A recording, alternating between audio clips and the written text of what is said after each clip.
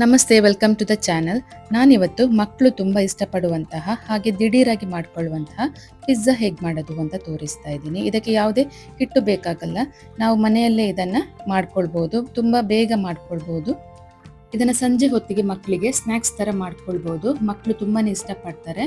ನೀವಿನ್ನೂ ನನ್ನ ಚಾನಲ್ಗೆ ಸಬ್ಸ್ಕ್ರೈಬ್ ಆಗದೇ ಇದ್ದರೆ ದಯವಿಟ್ಟು ಸಬ್ಸ್ಕ್ರೈಬ್ ಆಗಿ. ನಾನು ಹಾಕುವಂತಹ ಎಲ್ಲ ಹೊಸ ರೆಸಿಪಿಗಳನ್ನು ನೀವು ನೋಡ್ಬೋದು. ಬನ್ನಿ ಇದನ್ನು ಮಾಡೋದು ಹೇಗೆ ಅಂತ ನೋಡೋಣ. ಮೊದಲಿಗೆ ಏನೆಲ್ಲ ಇಂಗ್ರೀಡಿಯೆಂಟ್ಸ್ ಬೇಕು ಹೇಳಿ ನೋಡೋಣ. ಮೊದಲಿಗೆ ಇಲ್ಲಿ 5ರಿಂದ 6 ಸ್ಲೈಸಷ್ಟು ಬ್ರೆಡ್ ಬೇಕಾಗತ್ತೆ. ನಾನಿಲ್ಲಿ ಅದರ ಸೈಡ್ಸ್ ಎಲ್ಲ ಕಟ್ ಮಾಡಿ ಇಟ್ಕೊಂಡಿದ್ದೀನಿ. ನಂತರ 4 ಮೊಟ್ಟೆ ಬೇಕಾಗತ್ತೆ. ಹಾಗೆ ಈರುಳ್ಳಿಯನ್ನು ಕ್ಯೂಬ್ಸ್ ಆಗಿ ಕಟ್ ಮಾಡಿ ಇಟ್ಕೊಂಡಿದ್ದೀನಿ. ಸ್ವಲ್ಪ ಬೆಣ್ಣೆ ಬೇಕಾಗತ್ತೆ. ಹಾಗೆ ಕ್ಯೂಬ್ಸ್ ಆಗಿ ಕಟ್ ಮಾಡಿ ಇಟ್ಕೊಂಡಂತಹ ಟೊಮೆಟೊ ಬೇಕಾಗತ್ತೆ. ಸ್ವಲ್ಪ ಕ್ಯಾಪ್ಸಿಕಮ್ ಅನ್ನು ಕೂಡ ಹಾಗೆ ಕ್ಯೂಬ್ಸ್ ಆಗಿ ಕಟ್ ಮಾಡಿ ಇಟ್ಕೊಂಡಿದ್ದೀನಿ. ಪಿಜ್ಜಾ ಅಂದಮೇಲೆ ಚೀಸ್ ಬೇಕೇ ಬೇಕಾಗತ್ತೆ. 1 ಕಪ್ಪಷ್ಟು ಚೀಸ್ ತಗೊಂಡಿದ್ದೀನಿ. ಹಾಗೆ ಸ್ವಲ್ಪ ಪನ್ನೀರ್ ತಗೊಂಡಿದ್ದೀನಿ. ನಾನಿಲ್ಲಿ ಅದನ್ನು ಮ್ಯಾರಿನೇಟ್ ಮಾಡಿ ಇಟ್ಕೊಂಡಿದ್ದೀನಿ. ಸ್ವಲ್ಪ ಉಪ್ಪು, ಅರಿಶಿನ ಹಾಗೆ ಮೆಣಸಿನ ಪುಡಿ ಹಾಕ್ಕೊಂಡು ಮ್ಯಾರಿನೇಟ್ ಮಾಡಿಕೊಂಡು ಇಟ್ಕೊಂಡಿದ್ದೀನಿ. ಸ್ವಲ್ಪ ಚಿಲ್ಲಿ ಫ್ಲೇಕ್ಸ್ ಬೇಕಾಗತ್ತೆ. ಹಾಗೆ ಸ್ವಲ್ಪ ಆರಿಗೇನೋ ಬೇಕಾಗತ್ತೆ.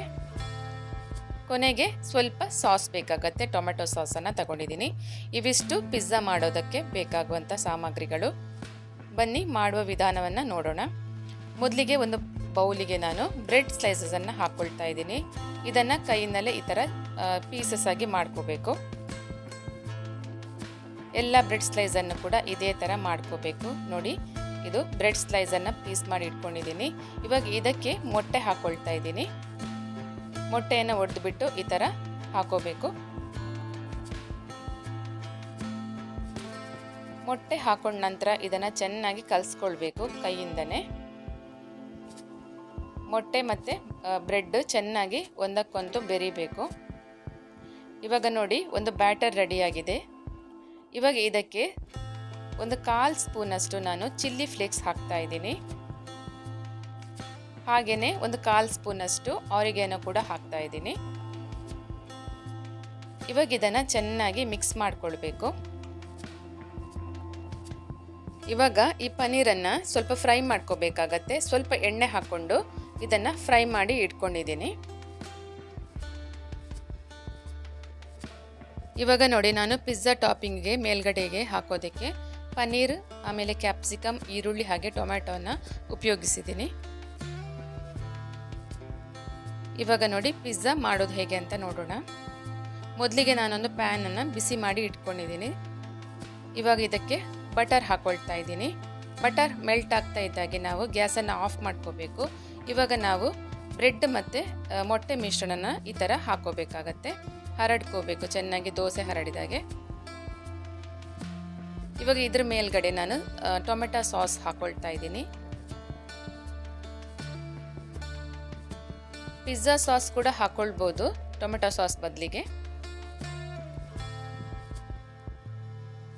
ಇವಾಗ ಇದರ ಮೇಲ್ಗಡೆ ಚೀಸ್ ಹಾಕೋಬೇಕು. ಚೀಸ್ ಜಾಸ್ತಿ ಇಷ್ಟಪಡೋರು ಜಾಸ್ತಿನೇ ಹಾಕ್ಕೊಳ್ಬೋದು.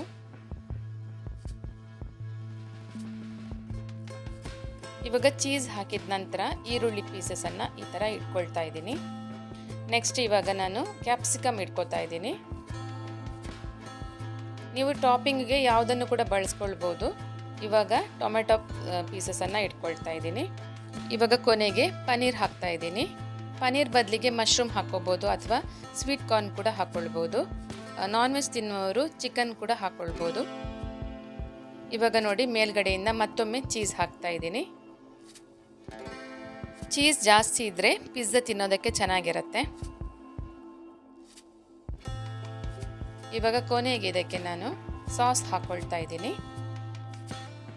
ಇವಾಗ ಮೇಲ್ಗಡೆಯಿಂದ ಚಿಲ್ಲಿ ಫ್ಲೇಕ್ಸ್ ಹಾಕ್ಕೊಳ್ತಾ ಇದ್ದೀನಿ. ನೆಕ್ಸ್ಟ್ ಆರಿಗೇನೋ ಹಾಕ್ಕೊಳ್ತಾ ಇದ್ದೀನಿ. ಇವಾಗ ನೋಡಿ, ಇದನ್ನು ಮುಚ್ಚಿ ಗ್ಯಾಸ್ ಆನ್ ಮಾಡಬೇಕು.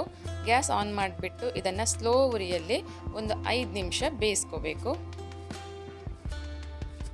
ಇದು ಬೇಯ್ದು ಚೆನ್ನಾಗಿ ಬೇಯಬೇಕು.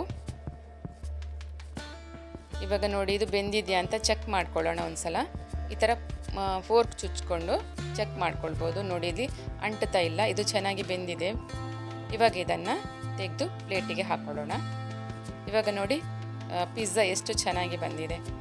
ಹೊರಗಡೆ ಅಂಗಡಿಗಳಲ್ಲಿ ಸಿಗುವಂತಹ ಪಿಜ್ಜಾ ಥರನೇ ಕಾಣ್ತಾ ಇದೆ ಅಲ್ವಾ?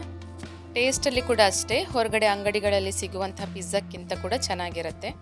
ನೀವು ನಿಮ್ಮ ಮನೆಯಲ್ಲಿ ನಿಮ್ಮ ಮಕ್ಕಳಿಗೆ ಇದನ್ನು ಖಂಡಿತವಾಗಲೂ ಮಾಡಿಕೊಡಿ. ಹಾಗೆ ಈ ರೆಸಿಪಿ ನಿಮಗೆ ಇಷ್ಟವಾಗಿದ್ದಲ್ಲಿ ಈ ವಿಡಿಯೋದ ಕೊನೆಗೆ ಒಂದು ಲೈಕ್ ಕೊಡಿ. ಈ ವಿಡಿಯೋನ ಆದಷ್ಟು ಶೇರ್ ಮಾಡಿ. ನನ್ನ ಚಾನಲ್ಗೆ ನೀವು ಇನ್ನೂ ಸಬ್ಸ್ಕ್ರೈಬ್ ಆಗದೇ ಇದ್ದರೆ ದಯವಿಟ್ಟು ಸಬ್ಸ್ಕ್ರೈಬ್ ಆಗಿ. ನಾನು ಇನ್ನಷ್ಟು ಹೊಸ ರೆಸಿಪಿಗಳನ್ನು ಹಾಕ್ತಾನೆ ಇರ್ತೀನಿ.